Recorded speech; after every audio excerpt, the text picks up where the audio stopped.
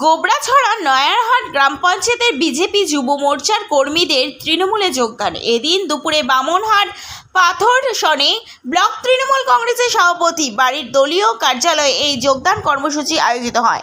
এই বিষয়ে দিনহাটা 2 নম্বর ব্লক তৃণমূল কংগ্রেসের সভাপতি দীপক ভট্টাচার্য বলেন, গোবরাছড়া নয়ারহাট গ্রাম পঞ্চায়েতের 10 জন বিজেপি যুব মোর্চার কর্মীরা বিজেপি ছেড়ে তৃণমূল কংগ্রেসে যোগদান করেন। মূলত তারা মমতা বন্দ্যোপাধ্যায়ের উন্নয়ন দেখে তৃণমূলে যোগদান করেছে বলে দাবি করেন ব্লক তৃণমূল সভাপতি।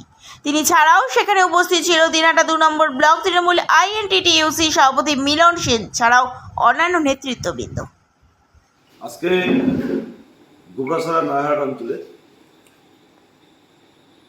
10 জন যুব মোর্চার কর্মী, তার মধ্যে 27 নম্বর মণ্ডলের যুব মোর্চার সভাপতি জীবন বর্মনের নেতৃত্বে এই বিজেপি কর্মীরা আজকে তৃণমূল কংগ্রেস যোগদান করে। আমরা বিশেষ করে 27 নম্বর যে জেলা পরিষদ এরিয়া, সেখানে দল সাংগঠনিকভাবে এমনিতে যথেষ্ট শক্তিশালী। তারপরেও এই যুব মোর্চার ছেলেরা তৃণমূল কংগ্রেসকে যোগদান করায়। আগামী দিনে এই 3 অঞ্চল আরও বেশি শক্তিশালী হবে এবং আমরা আশা রাখি যে 2026 সালে বিধানসভা নির্বাচনের আগে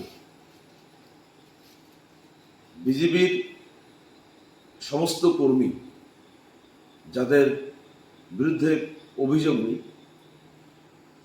যাদের গ্রহণযোগ্যতা আছে, তারা প্রায় সকলেই তৃণমূল কংগ্রেসে যোগদান করবে। আমরা প্রায় প্রতিদিন ধাপে ধাপে এই যোগদান কর্মসূচিগুলো আমরা চালিয়ে যাব।